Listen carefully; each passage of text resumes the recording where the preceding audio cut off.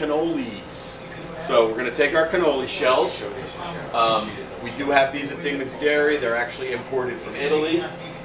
We're going to take our ice cream.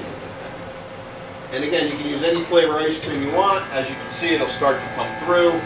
Put a little on both sides. And then they're cannolis, so a lot of times we'll roll them with chocolate chips. Okay, you want to do chocolate cannolis, you do chocolate ice cream. We have mini and large cannoli shells, so you can use either side.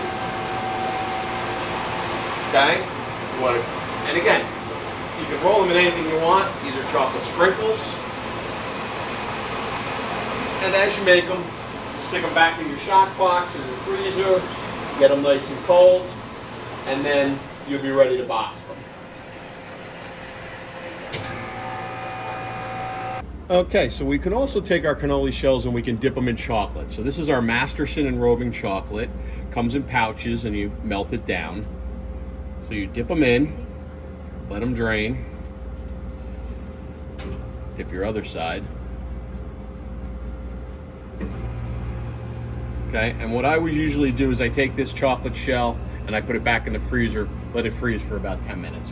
Okay, so we took our cannolis, we made a bunch of different ones, we froze them for about 6 to 8 hours.